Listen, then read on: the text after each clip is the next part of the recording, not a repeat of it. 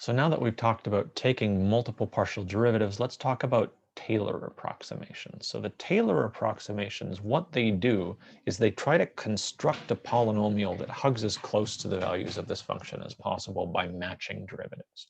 So here for a polynomial, this A is a constant because it doesn't involve x and y at all. This b and c here, bx times cy, this is a linear part. These parts here, dx squared plus exy plus fy squared. This is a quadratic part that picks up all the possible contributions that have total degree 2. Here, this is a cubic part, and so on.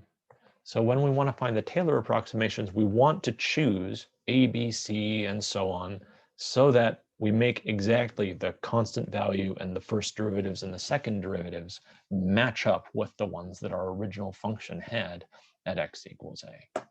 Now, we don't want to do this manually. We don't want to solve for this. And so, for example, when we do the linear approximation, we have a formula for it, that our function f of x is pretty close to f of a plus df at a times x minus a that we saw in the previous video. There's also a formula like that that still uses matrix multiplication for the second Taylor approximation that captures the quadratic bit as well, and it's going to help us when we talk about maximization and minimization problems. And the key topic that we need in order to manage that is a matrix that's called the Hessian matrix. The Hessian matrix is a matrix and its square, and it consists of all the second derivatives assembled into a so-called symmetric matrix. So for example, if my function has two variables, x and y, then the Hessian matrix would have the second derivative of f with respect to x, the derivative of f with respect to x and y, the derivative of f with respect to y and x, and the derivative of f with respect to y twice. And those two elements are on the off diagonal are equal to each other. So this matrix is end up going to be what's called symmetric. It's symmetric if you flip it around this diagonal line in the middle, it has the same values. And when we do this, order of the variables matters. I always want to put, the partial derivatives with respect to x in the first row in the first column, and the partial derivatives with respect to y in the second row in the second column. So as an example, here's a function of three variables. F of x, y, z is x squared times z times sine y. The Jacobian matrix for this is going to be 1 by 3 because it has one output and three inputs. Its first entry is going to be the x partial derivative, which is 2xz sine y.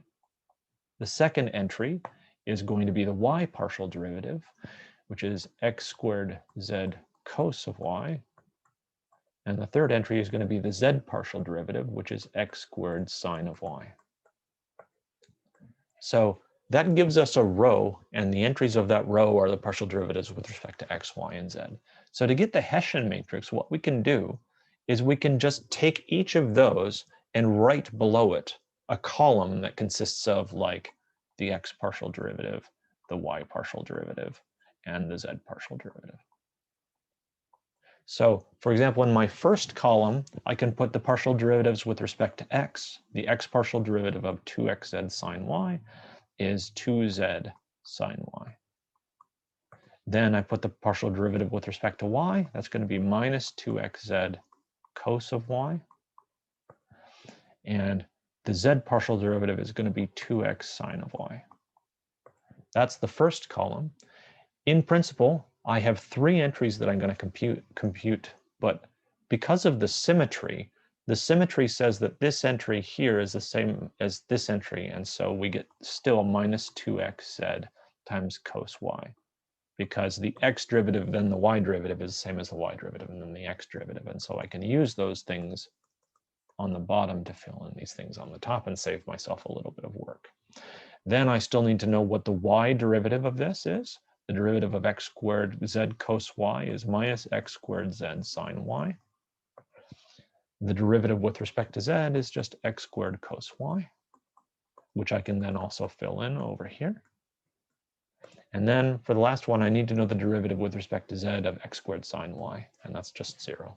So this is the Hessian matrix for this function of 3 variables. It's 3 by 3 because it has 3 inputs, and there's no shortcut. You just got to calculate all of these entries.